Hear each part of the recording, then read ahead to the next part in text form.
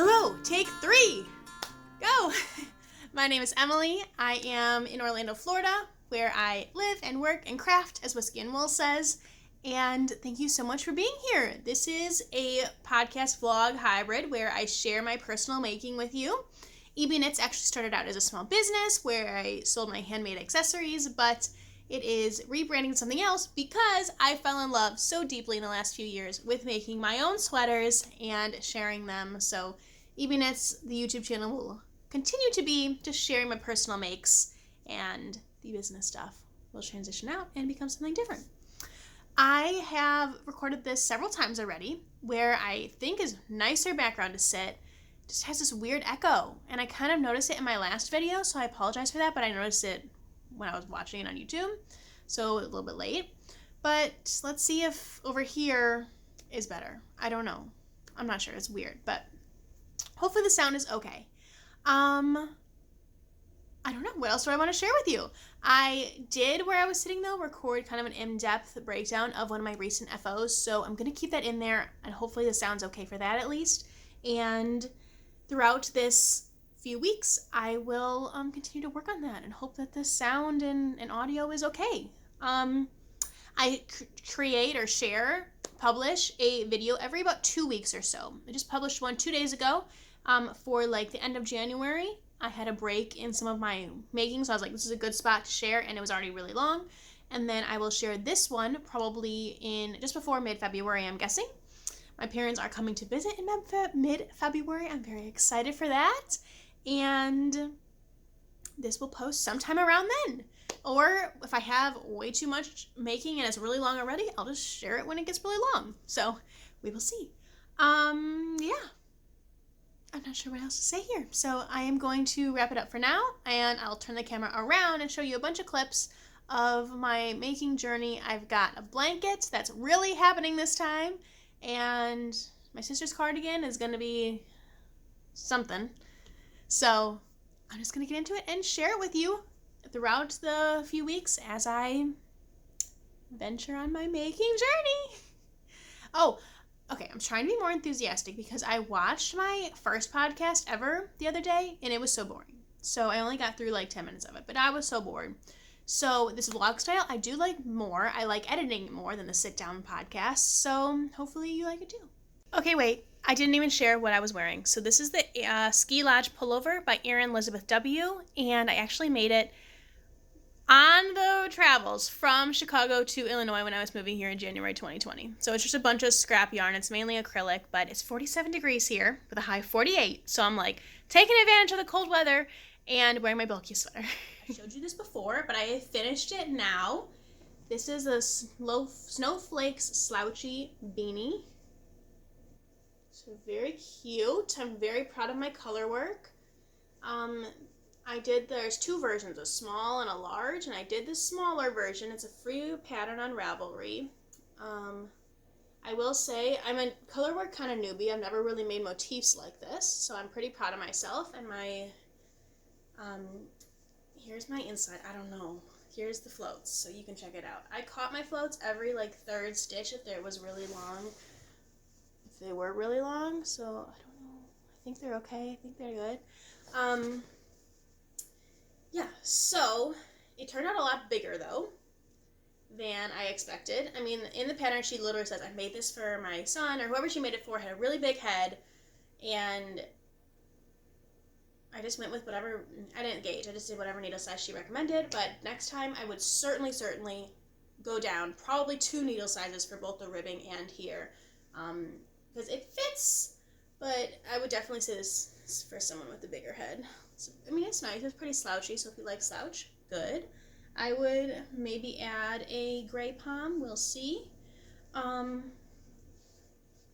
Here it is folded up. I kind of like it folded up more, but at the same time, it kind of covers that color work. So, anyway, and the other modification I made was, let's just keep this on for fun, right? Let's take my hair out. The other modification I made was decreasing rapidly at the top. So I was running out of this blue color. That's also why the gray is the brim, because I knew I wouldn't have enough blue, but I really wanted a dark base or dark main color and a lighter color motif. So that is why I chose to do these two colors. And yeah, I think it's really nice. I was just worried as a, like I said, kind of a newbie color work person that my flows would be really tight, so I really paid attention to make them as long as I could. So, or pretty loose, to make them loose. So that was constantly in my head. Originally, sorry I'm playing with this much, I want to make it look cute. So typically I have been, for the last month or so, been taking hats, which if you're a frequent viewer, sorry for repeating myself so many times, I've been taking hats to work on at lunchtime. This hat, however, proved to be after the cuff, proved to be too intricate, so it just became a working on at home project.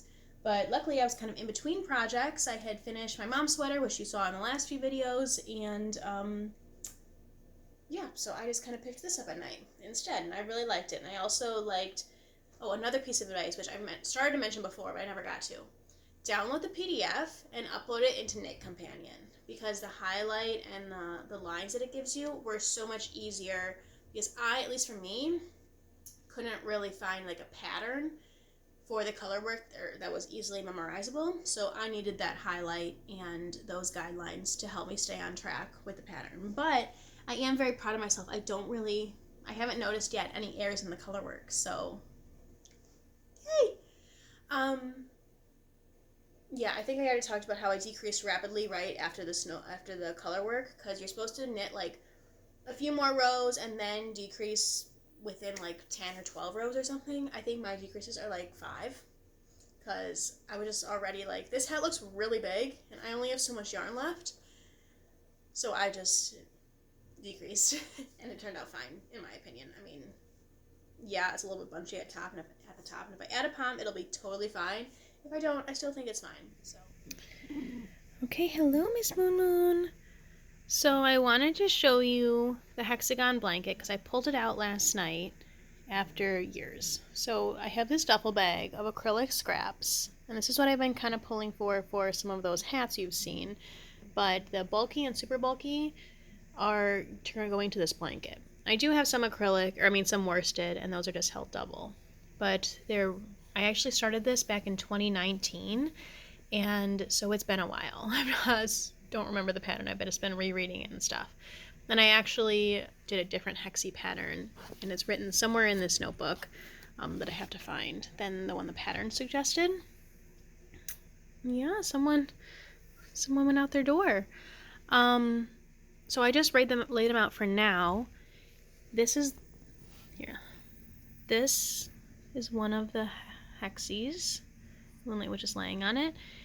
So the pattern suggests leaving all of this extra yarn here, because you're going to join as you go. So leave like a couple rounds worth of yarn. So that's why these all look like this, wrapped up in yarn. And you can just join as you go, obviously. But another thing the pattern has a very large breakdown on is kind of color theory and how she recommends going from one color to the next, so it's not so like scrappy. She always has to be the center of attention when she wants it.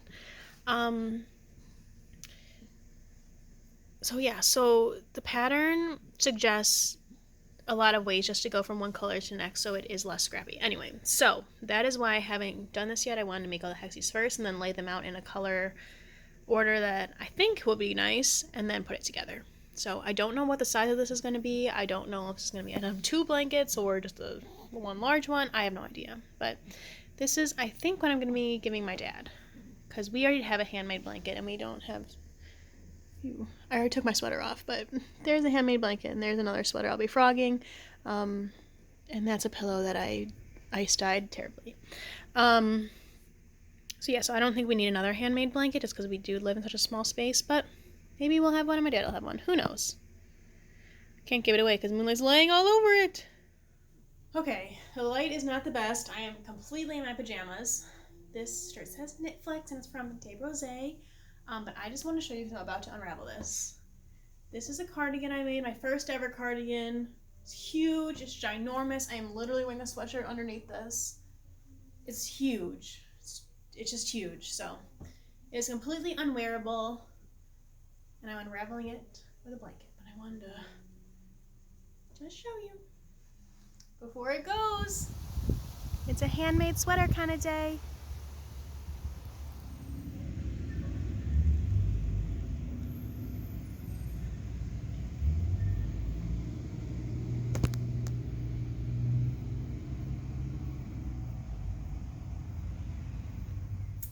Welcome to a blank wall in our home. I have a quick check-in. I want to show you what I've been working on the last couple of weeks because last week, I haven't done a very thorough job of videoing it, recording it. So first is actually not knitting. It is watercolor. So I got into watercolor a little bit last year. Okay, there's a car going by. So just a warning, there's landscapers outside. Right now there's a car going by, but the window is closed, so hopefully you can't hear their music. And my boyfriend's cooking in the kitchen. That's why I'm here in our bedroom in the corner. So there might be some noises, but I think we're hopefully good enough. Okay, anyway. So I got into watercolor actually in like December 2020, just like watercoloring some Christmas cards and some birthday cards, as my sister and grandma's birthdays are in December. So anyway, that I kind of took into 2021. I didn't do it as much as I thought I would, but Jenna Rainey, I love her tutorials. Before I forget to mention, that's kind of the tutorial person that I follow the most. And I'll just get into it. So for Christmas of 2021, my sister got me some handmade watercolors. Believe it or not, I didn't even know that existed. They're made somewhere in Europe, and here I was just messing around with trying all the different colors of those handmade watercolors. She also got me some new, nicer brushes, which I love. Love, love, love. And then she got me some watercolor paper, but this is just cardstock here because the watercolor paper comes in very limited amounts. So I wanted to experiment on just cardstock. So that's what I did. So that's just all the colors of the handmade watercolors. And then here I kind of went into, I didn't strictly just use the new watercolor. I just have other cheap ones, like those Crayola ones that kids use, and then some really cheap watercolor tubes. So I was going to show you what I was messing around with. These were attempts at different flowers and leaves. Here's another wreath with a bunch of colored flowers. When you look at Jenna Rainey's, hers are so nice and beautiful, and mine are just very beginner level. But you know what? I want to start somewhere. So that one's kind of pretty on video, less so in person. Here's the actual watercolor paper. This is really nice. So I discovered all these leaves, like here's another one. It's actual watercolor paper, but these leaves I don't love. They're just too big. I'm not that good at them, I guess. But these little fun leaves, she calls these, I think, evergreen leaves, I like a lot more. So yeah, realized I prefer this. So then I kind of went off this, and I actually really liked it before I added the red dots. The red dots make it a little too Christmassy, but the reason I'm kind of drawing all these wreaths and stuff is I'm experimenting for this new small business I'm trying to create. Anyway, I won't delve into that, but for the logo, I thought it'd be fun to have my own watercolor little logo, and originally I was thinking a wreath. So then after that, I did this one. This I already put in a frame because I like it a lot. This is on watercolor paper, and I just took a bunch of reds and pinks and a little orange and peachy. I don't know how well you can see it in the glass, but I really like it. This is pretty, but it was too thick for what I was going for, but I still really like it. So I put it in this, and it will be displayed whenever I do future videos in the living room. So I went a little thinner with the wreath. The next day I came back to it, and I just made it a lot bigger and a lot thinner, which is pretty, but I think actually I am going to not go with the wreath idea, and I made a bunch of lines of just the same vibe. This is what I'm going to incorporate into this new logo for this small business I'm trying to kind of build, but I don't know if you want to hear more about that, you can, but also that's just really slow going. I'm not putting pressure on myself. My boyfriend is coughing in the kitchen, so I apologize if you can hear that. Oh, my sweater's coming off. This is the Homecoming Cardi by Shay Johnson. It is using Malabrigo yarn, which is just incredibly soft. And in the next couple of videos, you'll be seeing me make another one of these. My sister wants a cotton one. So I'm having a little trouble right now meeting gauge, but I'm only like 2 inches into the gauge swatch and I've set it aside. But that's where I'm at with that and what you'll see in the future. Okay, so that's all the watercolor. It's been 4 minutes. Let's get into just a little bit of the knitting. Okay, so I'm knitting a new hat on my lunch breaks, and I don't even remember the name of it, but I'm going to call it my mint chocolate chip hat. It's a brown base with a mint contrast color, and I'll insert the pattern picture, but right now I'm just at the brim, so there's nothing really to show. But that's what I'm making on my lunch. And then I also showed you earlier in this video this color black cardigan, my very first ever cardigan that I made. I think this is actually only number 2 for cardigans, and then I have a third one, the Lilling cardigan.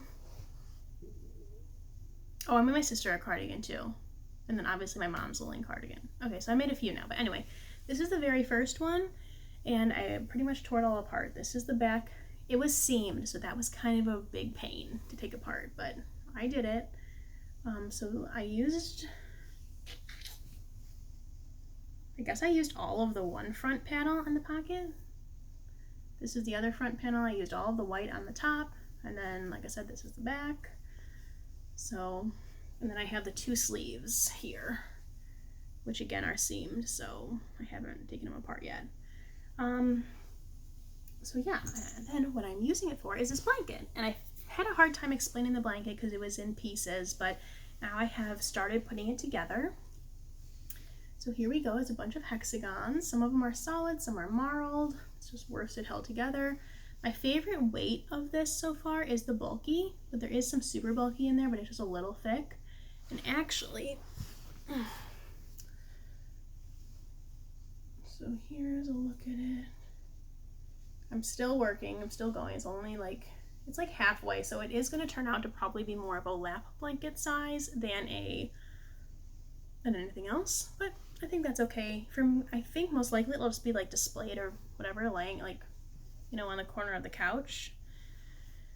Okay, a couple of things I wish I would, okay, first, let's go positives. As you saw, you make the hexie, and then the designer suggests making all your hexies first, and then arranging them by color. And this is a free pattern, but she has a very extensive pattern. It is, I highly recommend, and I'm so surprised. It's really good value for being free. Okay, so she suggests doing all of the dark corners, dark on the outsides, lighter in the middle, but also arrange it by color scheme. So like each corner is its own color scheme. So I'm going blue, green, and then purples and reds, and yellow and oranges is the 4 colors, and then kind of use pointillism to mix and match and kind of, you know, blend. So this is my kind of my green corner, but you see there's some blues in there. This is my blue corner. Then you see some other colors in there. And then you can see, I can't see what I'm showing you, but you probably see it going in other colors. However, I did take quite a long time. Mine is going to be 9 squares across by 7 squares down. So it'll probably be turned this way, so that the long way, so it'll probably be turned this way most of the time. Anyway. Okay, so I did take quite a while to arrange my squares and how I wanted them to, where I wanted them to be. But I do not like those 3 white ones in the middle there. Kind of looks like a stoplight. So I don't love the white. I do love the ones that are just all the color or white in the middle and outer. I don't love the white on the outside, but that is what it is, and I'm sure it will be fine. Some of it I feel like for those 3 white ones, I wish, I don't know, just don't love it. And then there is a lot of white over here. So anyway, we'll see how it goes. It is essentially just a scrappy hexie blanket though, so it'll be fine however it turns out. My favorite hexies though, so the way she has you do it is, again, you make all your hexies first, but then you have to leave like a few yards for the final round, which is where you all join it to the hexies next to it, which, by the way, she does have, again, have very thorough instructions of how to join the hexie. She has a video tutorial and the side she recommends to join, etc. So it's broken down very well. But because, you know, I left a few extra yards and then I left a little bit extra, I did have more yarn. So what I did is I took, hopefully I'm making sense, but if it's not, just let me know if you want more explanation. But I should have brought the ball I currently have with me, but anyway, any extra yarn after I join them together, I cut off and I magic knot it to the other pieces that I have left. So I have a ball going of just a bunch of magic knotted yarn, and then I make hexies and it turns into this or this. Let's see, here's another one. That one. Those are my favorite. That one. Those are my favorite hexies. It would be a lot of magic knotting, but if I did a blanket in the future of just that, I think that'd be so fun. That'd probably just be a personal thing because not everyone likes that craziness, but I think it's really cool. So yeah, I'm just gonna keep going. I have 3.5 rows to go. And if I keep making magic knotted hexies, or if I want to use some more of this, I could make it longer. So we can see if I want to do that. And finally, there's a border. That's kind of why I saved this, because I was going to use this as the border for the blanket. However, looking at it now, I don't know that it definitely needs to be steam blocked. This is all acrylic yarn. Definitely needs to be steam blocked. Tony of TL Yarn Crafts, actually, I learned from her that you can steam block acrylic yarn, and that's pretty much all that will in any way like change it or block it. So I do want to steam block it, and then I'll decide if I want to add the border. Obviously I'll weave in all these ends, but I kind of like the way it is, just a bunch of hexies. I don't know, we'll see. So that's where I'm at. I did not expect to be talking this long, but that's what I'm up to. And also, again, not that it matters, but my face looks like it has chicken pox. It's just breaking out everywhere, but also it's dry in other spots, and I've never had this problem with my skin before, so I don't know what's going on. I'm trying to figure it out. I'm trying to find a regimen that works, and I'm just very self-conscious about it.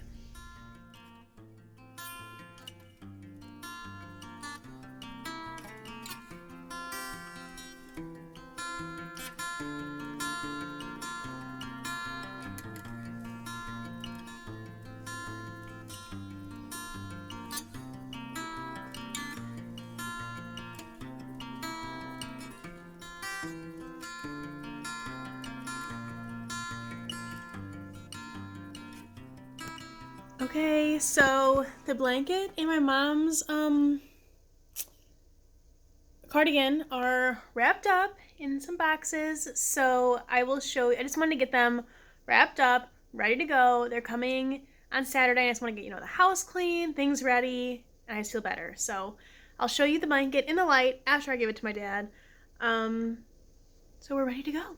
I'm going to go back to watching the Olympics now and swatching for my sister's cardigan. Finally getting to that one. Okay, I figured I'd show you my swatch. This is pre-block, and this is cotton yarn. I did do 3 different needle sizes. So the largest here, middle, and smallest. You can see with the smallest I kind of was tired of going and did less repeats, but we'll see. This is cotton yarn. It is paint box recycled cotton, and the contrast color is this, and it is this yarn. I've showed it here before on a different video, and I'm sure I'll show it in the future for many videos as long as I keep working on this, but I'm about to block it now, and I'm going to block my swatch hanging because I know that cotton does tend to grow with wear, so I'm going to see what I can do. I have a feeling I might go with the smallest needle size because I don't love this look, but we'll see what it looks like after blocking and after it dries. Oh, this is recording. Okay, hello. I am in the car, clearly. I think it's the first time I ever recorded in the car, but I am waiting for my parents to arrive. I'm in the cell phone lot, and it says they landed, so I might have to cut this short, but I'm just waiting to hear from them. And I figured now would be a good time to kind of maybe wrap up the month. I can't decide if I don't know when they're coming to my house to give them the gifts. If it's today or tomorrow or It'll definitely be tomorrow because I think they're coming over to watch the Super Bowl. Oh, there's a Southwest flight right there. Interesting. Like literally the runway is right there. Anyway, so I can't decide when to publish this. It's already been more than 2 weeks since I last published my last video, so I want to get this out, but, you know, I want to include like a wrap of them, the blanket and the cardigan and all of that stuff, but whatever, maybe that'll be the next one. We'll see. Now that it's been a minute of rambling, let's get on to the rest of it. My sister's gauge swatch. I finished it. I did it in 3 different needle sizes, only to realize that the called for needle size is 5mm, and my largest needle size I tested it on was 4.5, which was a little bit tight after blocking. So, makes sense. Maybe I need to do the 5mm. I'm not in love with the fabric. I'm not in love with the, like, I don't know that the cotton works super well with this. But I did show my sister, and she was a little unsure at first, but said she still wanted to go with it after some thought. So, that's what we'll do. We will still go with it. So that'll be a cast on fully soon, and I might just kind of use the 5mm because I do need a larger needle size, and I'll be making the second size of the pattern. So I might not block it. I mean, I might not gauge it. I might just go for it. I think I will, honestly. Cutting in here to say 2 things. One, in the background are some of my hats that I've made. I recently watched Whiskey and Wool's Moth episode, and that made me paranoid. So I washed the hats that I had just like been sitting around. They're in a plastic container, but they've still been sitting and not really used for about a year. So I went ahead and washed those, and that's what's laying in the background of that swatch video. Secondly, the swatch, I did block it. Since it's cotton, I blocked it hanging so that we could see how it did when it stretched. Obviously, that's only 24 hours. It's not really comparable to a whole day of wear, but just to get an idea. Secondly, I wanted to talk about my newest craze, my newest obsession. Okay, that might be a good extreme, but I discovered BookTube. YouTube books. Book lovers on YouTube. Book influencers. Whatever you call them. I found it. I love it. This is a knitting podcast. I guess I won't go into it too much, but I will say I was in a bit of a book slump. I wasn't loving the last book I was reading, and it just, like, I rent them from the library through this app called Libby, which I recommend if you don't feel like buying books all the time, which I don't. So it auto-returned anyway, and everything returns on time automatically. So anyway, it returned, and yeah, it was whatever. I didn't finish it, and I'm not upset about it. So usually I do like to finish my books, though. But anyway, found this. At first, I don't even know how I discovered it, but historical nonfiction is usually my jam, so I started there, and then I just got into, like, all their recommendations of 2021 and their favorite books, so I've been binging those, and I think I've added, like, at least 50 titles to my to-read list, to be honest with you. But I started reading a book called Last Rites? Burial Rites? It's about the last woman on death row in Iceland. It's super interesting so far. It's historical nonfiction, and I'm a fan. So I'll leave it at that. But I definitely recommend checking out BookTube, if you're into books. And I subscribe to a few, and also, like, for all my knitting podcast recommendations, I'll keep trying to recommend some, but I'm pretty sure I made my subscriptions public. So if you ever want to just see what I'm following or get a new podcast recommendation, check out what I'm following, because those are some of my favorites. Yeah, I'm always adding to it because new things are always popping up that I'm enjoying. Okay. I feel like there was something else. I was going to have my next cast on, but that's just going to be the sweater. At first, when my sister was still deciding, I was like, oh, maybe I'll do something different, but no. Oh, and finally, let me grab the hat that I'm working on. It's in my bag. I think it's going to be my last hat for a little while, maybe? I don't know. We'll see. Let me grab it and just show you, because I did start a little bit of the color. Right, so I do keep this I keep the bag, my project, it's actually in a produce bag, and I keep it in my bag, so I always have it with me. And the sit, I'm calling it my mint chocolate chip hat, but looking at it, it's not really greeny, it's much more blue, but I still think that's a fun name, so I'm still going to call it my mint chocolate chip hat, even though it's more blue.